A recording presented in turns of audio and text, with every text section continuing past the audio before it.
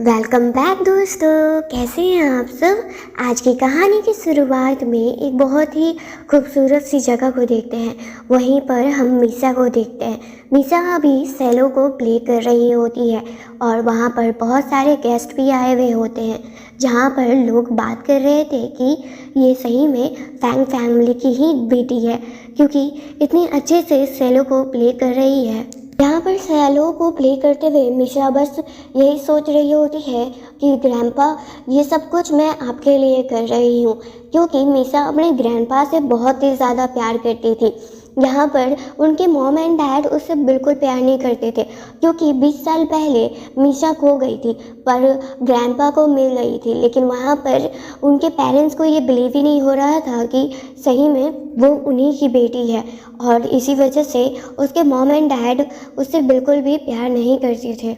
बात तो मीसा को सेलो को प्ले करते हुए देखकर बस इतना ही बोलते हैं कि मीसा, अब तुम बहुत बड़ी हो गई हो, तुम्हारे इस प्ले से मुझे बहुत ही ज़्यादा शांति मिलती है।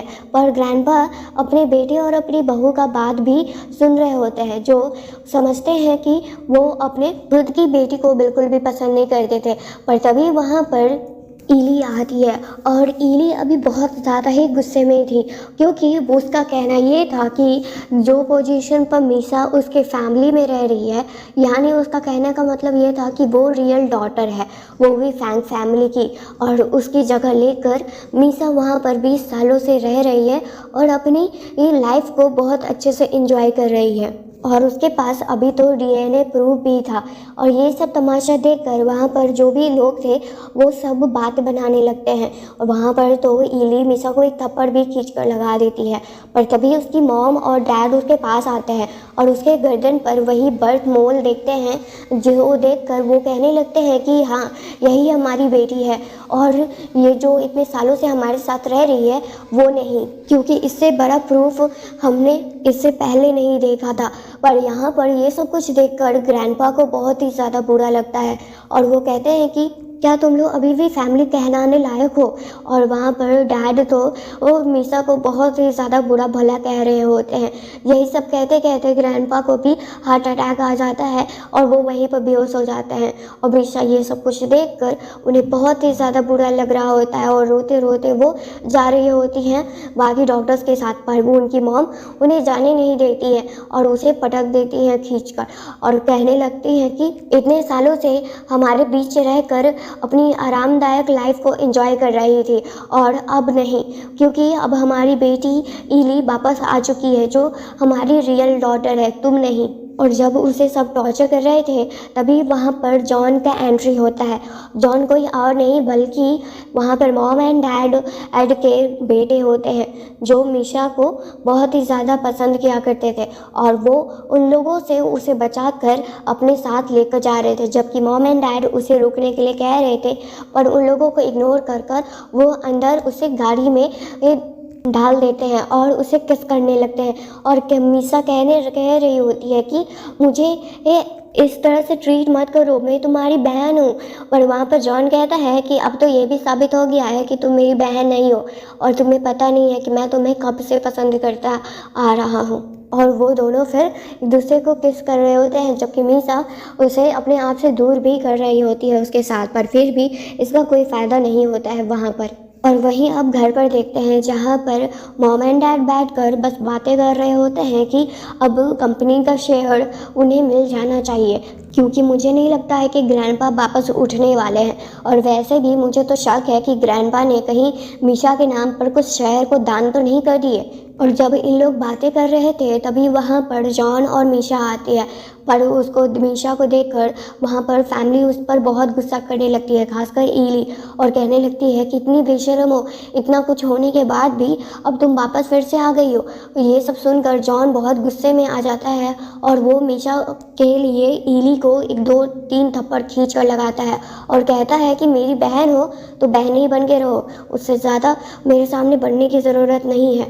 और वहाँ पर इली कहने लगती है अपने भाई को कि आप ऐसा मेरे साथ कैसे कर सकते हैं? मैंने आपसे मिलने के लिए कितना कुछ किया था, इतने साल वेट किए तब जाकर हम लोग मिले हैं एक दूसरे को। और वहाँ पर मॉम एंड डैड भी इली का ही साथ दे रहे होते हैं, पर इन लोगों को इग्नोर कर इनकी बातों को वहाँ पर जॉन अपनी बात कहता है और कहता है कि मीसा हमारी फैमिली की हिस्सा थी और हमारी फैमिली की हिस्सा ही रहेगी, भले ही अब उसका आइडेंटिटी हमारी फैमिली में चेंज हो जाएगा क्योंकि मैं मीसा से शादी करने वाला हूँ। और ये सब कुछ सुनकर वहाँ पर मॉम एंड डैड और साथ में इली सभी चौंक जाते हैं इस बात को सुनकर, और उनके साथ साथ मीशा भी। पर उन सब के लिए भी कोई मतलब नहीं था जॉन के लाइफ में। टॉम तो जॉन को कह रही होती है कि ये सब मत करो, ये सब अच्छा नहीं है, क्या तुम पागल हो गए हो। वहाँ पर मीशा उससे पूछ रही थी कि ये सब तुम क्या कर रहे हो, जिस पर जॉन उससे कहता है कि मैं तुम्हें अपनी वाइफ बनाना चाहता हूँ और कुछ नहीं। और उसके बाद जॉन उन लोगों को एक और बड़ा शॉकिंग न्यूज़ देता है और कहता है कि मैंने और ग्रैंडपा ने कोई बहुत बड़ा फ़ैसला लिया है और उस फैसले में ये नतीजा निकला है कि अब से मैं फ़ैन ग्रुप का मालिक हूँ, यानी चेयरमैन, क्योंकि मैंने और ग्रैंडपा ने एक फाइल पर साइन कर दिया है और ग्रैंडपा का जितना भी शेयर था उन्होंने मेरे नाम कर दिया है। तो इस कारण से मैं फैंग फैमिली का और उसके साथ फैंग ग्रुप का न्यू ऑनर हुआ। और ये सब सुनकर डैड बहुत ज़्यादा गुस्से में आ जाते हैं और कहते हैं कि मेरे डैड ने मुझे ही धोखा दे दिया। और वहाँ पर जॉन उन दोनों के लिए भी कुछ पेपर्स लेकर आया था जिस पर उन्हें साइन करना था, कि उस पेपर में ये था कि उन्हें लाइफ टाइम अब घर पर रहना होगा और उनका अब कोई भी काम कंपनी में नहीं होगा। और ये सब देखकर वहाँ पर डैड और मॉम और उसके साथ इली भी सब बहुत ज़्यादा ही गुस्से में थे। पर उन लोगों को इग्नोर कर जॉन मीसा को अपने कमरे में लेकर जाता है और वहाँ पर मीसा और जॉन किसी चीज़ के बारे में बात भी करते हैं। मीसा समझाती है कि जो तुम कर रहे हो वो गलत है, ये बिल्कुल भी सही नहीं है। पर वहाँ पर जॉन कहता है कि तुम्हें अभी नहीं पता है कि मैं तुमसे कितना ज़्यादा प्यार करता हूँ। और वहाँ पर मीसा कहती है क्या तुम्हें याद है बचपन में कि जब तुमने पहली बार मेरी मदद की थी और ग्रैंडपा से मैं मिली थी, तब उसने मेरे लिए पाइन केक एप्पल वाला केक लाया था और उसे खाकर मैं बहुत ज़्यादा खुश भी हुई थी। उस दिन भी इतनी ही ज़ोर से बारिश हो रही थी और हमें कुछ पल उनके पास का भी दिखाया जाता है जब मिनी जॉन और मिनी मीशा एक साथ थे और बहुत ज़्यादा खुश थे।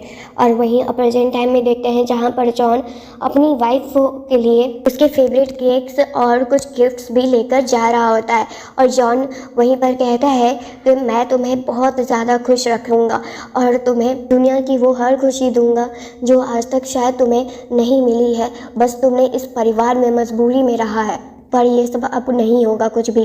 और तभी वहाँ पर बारिश के कारण से शायद जॉन का वहाँ पर एक्सीडेंट हो जाता है और उसमें वो बहुत ही ज़्यादा घायल हो चुके थे।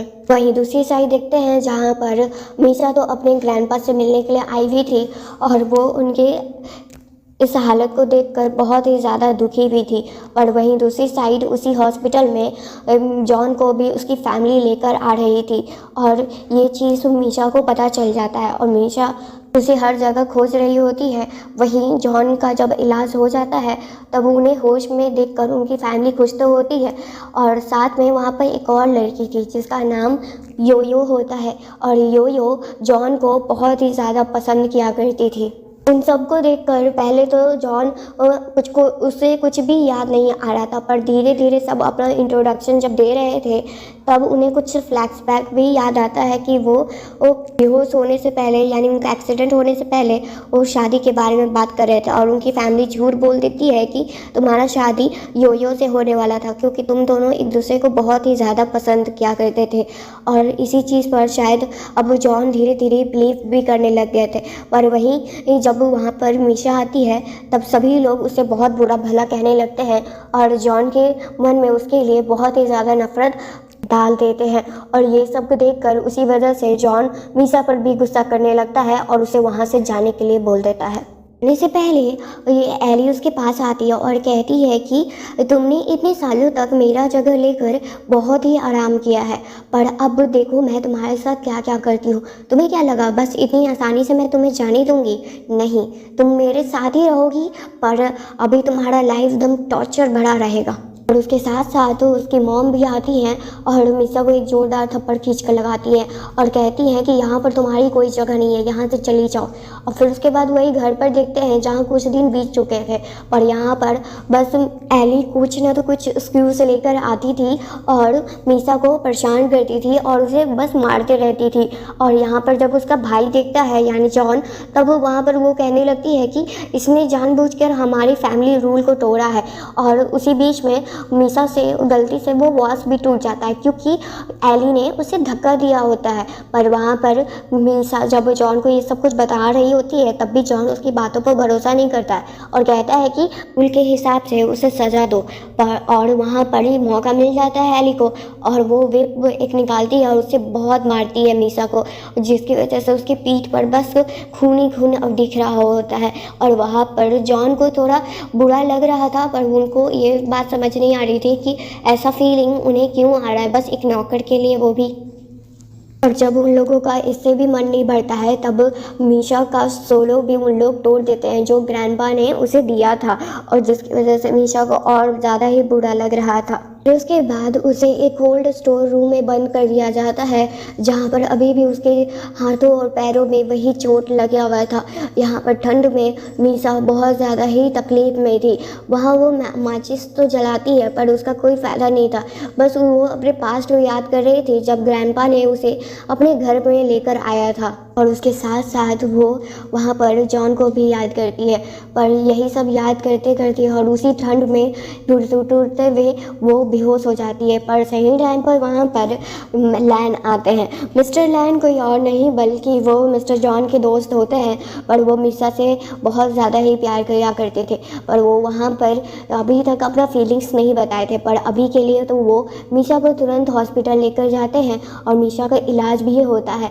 और वो मीसा का ये हालत देखकर और उसका रिपोर्ट देखकर उन्हें बहुत बुरा लगता है कि वो उस घर में पहले तो तकलीफ़ में थी पर और भी ज़्यादा वो तकलीफ़ में आ चुकी है। और मीशा के उठते ही वो उनसे पूछते हैं कि आगे तुम्हारे साथ ये सब क्यों हो रहा है। पर वहाँ पर मीशा ज़्यादा कुछ कह नहीं पाती है और लैन भी उससे ज़्यादा कुछ पूछते नहीं है सिवाय बस उसे ये इतना कहते हैं कि उस फैंग फैमिली से और मेरे पास आ जाओ, मैं तुम्हें कहीं बहुत दूर लेकर जाऊंगा जहाँ पर इतनी तकलीफ़ें तुम्हें बिल्कुल भी सहनी नहीं पड़ेगी। ये सब सुनकर वहाँ पर मीशा को अच्छा तो लगता है पर वहाँ पर अभी के लिए लैन किसी काम से चले जाते हैं और मीशा को उसी घर में तो अभी वापस आना ही था क्योंकि शायद जब तक ग्रैंडपा उस घर में है तब तक मीशा को रुकना ही पड़ेगा। और यहाँ पर आज योयो के वेडिंग ड्रेस को सेट कर रही होती है मीशा, जो शायद वो वेडिंग ड्रेस वो पहनने वाली थी, आज वो ही वेडिंग ड्रेस योयो पहन रही थी। और वहाँ पर योयो को ये सब देखकर भी संतुष्टि नहीं मिल रहा था, इसीलिए वो उसके चोट पर अपने पैरों से और कुचल रही थी जिसकी वजह से मीशा को बहुत ज़्यादा दर्द होता है। और उसका खून भरा हाथ देखकर वहाँ पर जॉन को थोड़ा बुरा तो लग रहा था पर फिर भी वो उस फीलिंग्स को इग्नोर कर देते हैं। उसी बीच में योयो भी सीढ़ी से गिर जाती है जबकि वो तुरंत उसे यानी जॉन हॉस्पिटल लेकर जाते हैं योयो को। और वहाँ पर मीशा भी बहुत ज़्यादा ही दर्द में थी और उसके पास लैन का मैसेज आता है और वो कहता है कि हमें तुरंत निकलना होगा यहाँ से। और अब मीशा किसी और चीज़ के बारे में नहीं सोच सकती थी, इसी वजह से वो बस वहाँ से जाना चाहती थी। जैसे ही वो एयरपोर्ट पर पहुँचती है और तभी वहाँ पर कुछ बॉडीगार्ड्स आ जाते हैं और मीशा को जाने नहीं देते हैं क्योंकि उसी समय जॉन को भी पता चला था कि मीशा का जो ब्लड ग्रुप है और योयो का ब्लड ग्रुप है वो मैच कर रहा है और अभी योयो को बहुत ज़्यादा खून की ज़रूरत है, इसलिए मीशा का ही खून लेना उन्हें ज़्यादा प्रॉफिटेबल लग रहा था। इसी वजह से वो तुरंत उसे अपने साथ लेकर आते और हॉस्पिटल में देखते हैं जहाँ पर मीशा अपना खून देने से पहले बस एक ही शर्त रखती है और वो कहती है कि मेरे खून देने के बाद मेरा पीछा तुम दोबारा कभी नहीं करोगे। और इस पर वहाँ पर जॉन प्रॉमिस भी करते हैं क्योंकि जॉन के पैसा ऑफ़र करने से मीशा उससे ज़्यादा पिघलती नहीं है और उसे चाहिए भी नहीं था। फिर उसके बाद मीशा बहुत ज़्यादा अपने शरीर का हिस्सा का खून दे देती है उसे कि मीशा खुद ही उतनी बुरी हालत में थी पर फिर भी वहाँ पर जॉन को ज़रा सा भी उस पर तरस नहीं आ रहा था। और मीशा अपना खून देने के बाद वहाँ से उसी बुरी हालत में वहाँ से जाने लगती है। और जाने से पहले बस अपने मन में यही कहती है, जॉन अब हम शायद कभी फिर वापस नहीं मिलेंगे एक दूसरे से। और वहीं दूसरी साइड अब देखते हैं जहाँ पर आज जॉन और योयो का शादी होने वाला था। जब योयो अपनी शादी के लिए हाँ कर देती है और अब जॉन की बारी थी, तब वहाँ पर उससे पहले तो उसकी फैमिली को देखते हैं जो बहुत ज़्यादा खुश थी कि फाइनली उस मीशा से हमें छुटकारा मिल गया और अब जॉन हमारे कब्जे में है, यानी अब उसके हाथ में जो भी कुछ है वो हमारा भी है। पर सही टाइम पर वहाँ पर जॉन का भी याददाश्त वापस आ जाता है और उन्हें बहुत ज़्यादा ही बुरा लगता है कि वो अभी जो भी कर रहे हैं वो कितना गलत है और मीशा को उन्होंने जितना तकलीफ़ दिया था वो सब कुछ याद आ रहा था। पर उनका तबीयत भी अभी इतना जल्दी ठीक तो हुआ नहीं था, जिसकी वजह से वो भी अब खून की उल्टी करने लगते हैं और वहाँ पर बेहोश हो जाते हैं। और बेहोश होने से पहले ही वो शादी के लिए मना भी कर दिए होते हैं। वहीं हॉस्पिटल में देखते हैं जब जॉन अपने नींद में होते हैं तभी उन्हें अपने पास्ट के बारे में जो वो भूल चुके थे वो सब कुछ याद आता है। और वहाँ पर वो ग्रैंडपा से भी कह रहे होते हैं कि मुझे मीशा से शादी करना है। पर वहाँ पर बचपन में ग्रैंडपा तो उसे बहुत मारते हैं और कहते हैं कि भाई बहन एक दूसरे से शादी नहीं कर सकते हैं। पर वहाँ पर जॉन कहता है कि मीशा उसकी रियल सिस्टर तो है नहीं, आपने बस उसे गोद लिया है और कुछ भी नहीं, तो इसका मतलब वो मैं उससे शादी कर सकता हूँ। और इसी वजह से वो बचपन में बहुत मार भी खाए होते हैं। पर जैसे ही होश में आते हैं जॉन, वहाँ पर वो तुरंत अपने सेक्रेटरी को बुलाते हैं और कहते हैं कि मुझे मीशा का हर एक वेयर फूड का डिटेल चाहिए, जहाँ पर भी है वो और अभी वो क्या क्या कर रही है।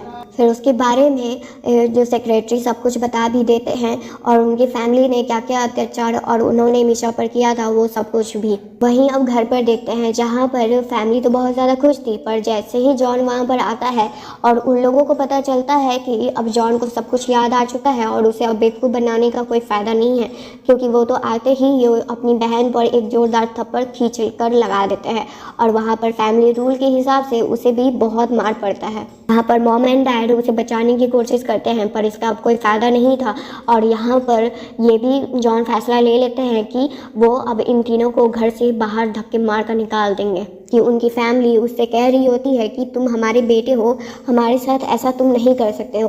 पर वहाँ पर जॉन अपनी बातों से ज़रा सा भी हिचकते नहीं हैं और कहते हैं कि तो क्या, अगर मैं तुम्हारा बेटा हूँ तो मुझे नहीं मतलब है, तुम लोगों ने मेरा जिस तरह से फ़ायदा उठाया है मैं भी अब वही करूँगा तुम्हारे साथ। और उसी समय वहाँ पर योयो भी आती है और योयो को अभी तो कुछ पता नहीं होता है और वहाँ पर जॉन कहता है कि तुम्हें तो मुझसे शादी करनी थी ना और मेरी फैमिली में आनी थी, तो क्या तुम मेरी फैमिली को भी एक्सेप्ट करोगी? अगर करोगी तो मैं तुम्हें नहीं एक्सेप्ट करूँगा अपनी फैमिली में। तो वहाँ पर और योयो अपना असली रंग दिखाती है और कहती है मुझे इन तीनों से कोई मतलब नहीं है, मुझे तो बस तुम्हारे साथ रहना है और इस फैमिली में आना है। और वहाँ पर योयो को नहीं पता था कि उसका तो बहुत बड़ा सरप्राइज उनके लिए रखा गया है और वहाँ पर एक व्हील चेयर पर बैठा बूढ़ा इंसान बुलाया जाता है और वो भी दूर के फैमिली मेम्बर ही थे, फैंग फैमिली के। और अब जॉन कहता है कि अब तुम्हें अगर मेरी फैमिली में आना ही है तो इनसे शादी करनी होगी। और ये सब सुनकर योयो गुस्से में आकर कहती है ये तुम क्या कह रहे हो, मुझे तो तुमसे शादी करनी थी। और वहाँ पर जॉन कहता है मैंने कब कहा कि मैं तुम्हें अपनी वाइफ बनाने वाला हूँ, मैंने तो बस इतना ही कहा था कि तुम मेरी फैमिली में आओगी। पर वहाँ पर योयो को अभी भी ये मजाक लग रहा था, पर मजाक भी अब सीरियस बन गया था जब वहाँ पर ज़बरदस्ती उसे उस बूढ़े इंसान से शादी करना पड़ेगा, क्योंकि जॉन को पता था कि उन्होंने मीशा को किस तरह से तकलीफ़ दिया था। और साथ में वहाँ पर एक और बड़ा खुलासा होता है कि जो जॉन का कार एक्सीडेंट हुआ था वो मामूली एक्सीडेंट नहीं था, बल्कि योयो और इली का मिला भगत था। तब तो और ज़्यादा ही मार पड़ता है और इस बार तो जॉन खुद ही इली को बहुत मारते हैं। और यहाँ पर योयो का भी उस बूढ़े इंसान से ज़बरदस्ती शादी भी हो जाता है और उसके फैमिली मेम्बर यानी उसके मॉम एंड डैड और उसकी बहन को सबको अलग अलग जगह भेज दिया जाता है, यानी उस घर में रहने का किसी को भी हक नहीं था अब।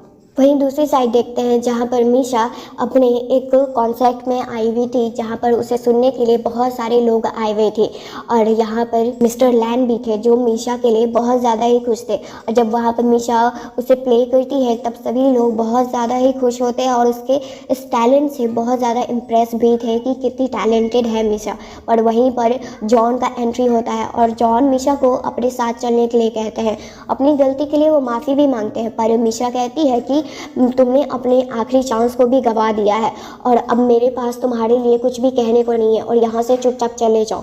जब जॉन को लगता है कि मीशा उनका बात इतना आसानी से नहीं मानने वाली है, तब वहाँ पर वो अपना असली रंग दिखाते हैं और कहते हैं कि जितने भी गेस्ट आए हुए हैं उनके चेयर के नीचे बॉम्ब लगा हुआ है और अगर तुम मेरे साथ नहीं चलोगी तो मेरे साथ साथ इन सब की भी जान खतरे में पड़ जाएगी।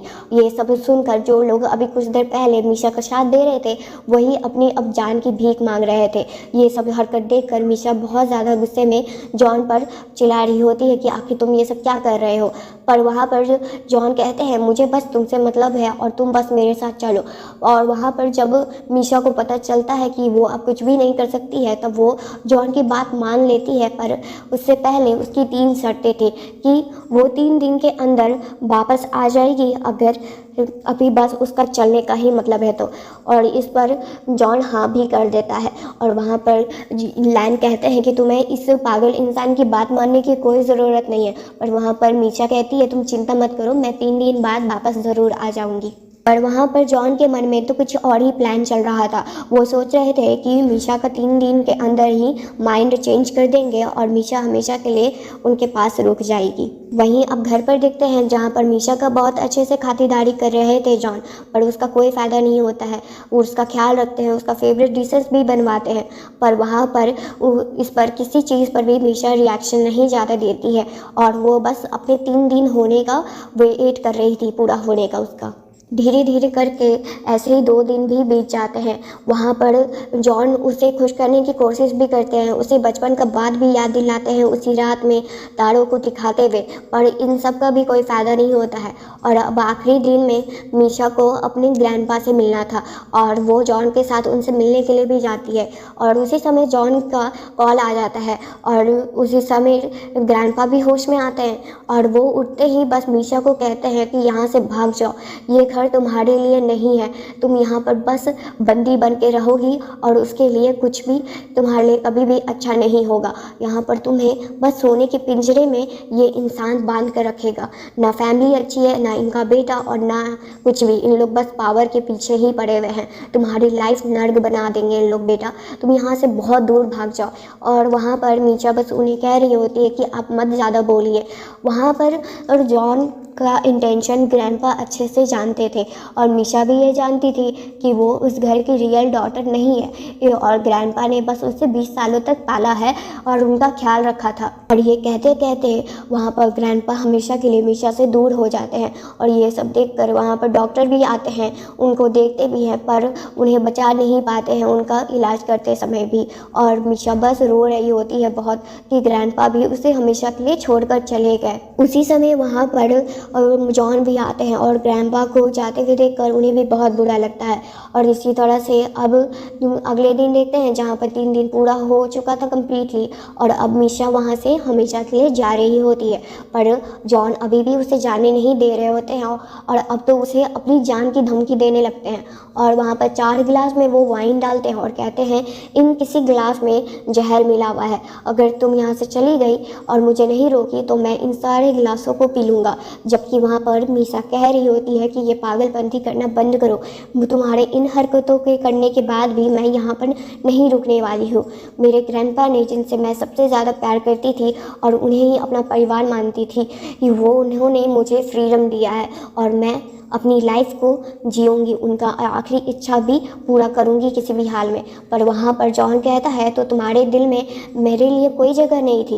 ये कहते कहते वो तीसरा ग्लास भी पूरा कर लिए थे और उसी समय मीशा भी उस घर को छोड़कर जा चुकी थी क्योंकि उसे समझ में आ गया था इस पागल इंसान का कुछ भी नहीं हो सकता था। और वो आखिरी गिलास भी वहाँ पर जॉन पी लेते हैं और मीशा को वो बस आखिरी पल याद कर रहे होते हैं कि वो उससे कितना ज़्यादा प्यार करते हैं और उसे अपने आप को बचाने का भीख भी मांगते हैं, पर अब इसका कोई फ़ायदा नहीं था।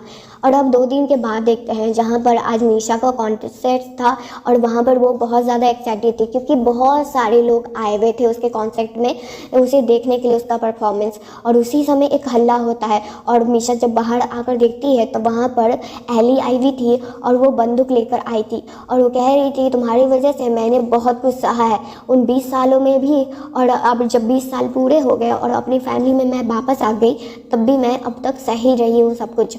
और वहाँ पर मीशा को जान से मारना चाहती थी एली, पर जैसी वो बंदूक का गोली चलाती है उसी समय लैन बीच में आ जाते हैं और गोली उन्हें लग जाती है। और वहाँ पर तुरंत ये सब कुछ देखकर वहाँ पर मीशा बहुत ज़्यादा शॉक में आ चुकी थी और उसे लैन के लिए बहुत बुरा लगता है। पुलिस आकर एली को लेकर तो जाते हैं पर यहाँ पर लैन को उस हालत में देखकर वहाँ मीशा को बहुत बुरा लग रहा होता है और आखिरी पल में वहाँ पर लैन भी उसे बस यही कहते हैं कि तुम किसी की गुलामी मत करना, तुम अपनी लाइफ जीना और खुशी खुशी जीना और अपने सपनों को पूरा करना। मैं तुमसे प्यार करता था पर शायद हमारा इस जन्म में बस इतना ही साथ था। कोशिश करूँगा कि अगले जन्म में मैं तुमसे पहले मिलूँ और तुम्हारा वो इंसान बन सकूँ जो तुम्हारे लिए सब कुछ कर सकता था। और इसी तरह से वहाँ पर लैन को भी लेकर चला जाते हैं। वहाँ पर जो मीशा की सेक्रेटरी थी वो बोल रही थी कि आज का परफॉर्मेंस बहुत ही बड़ा है, आपको किसी भी हाल में पूरा करना होगा, आप पीछे नहीं हट सकती हैं। और वहाँ पर मीशा यही करती है और अपने सैलो को प्ले करते हुए वो ग्रैंडपा को थैंक यू बोलती है, जॉन को थैंक यू बोलती है और लैन को भी थैंक यू बोलती है और उन सब से बोलते हुए बस इतना ही कहती है कि मैं अपने सपनों को जीऊँगी और अपने के लिए वो सब कुछ करूँगी जो मैं कर सकती हूँ। और उन तीनों को यानी जॉन, ग्रैंडपा और लैन को गुड बाय, आखिरी गुड बाय उन्हें कहती है।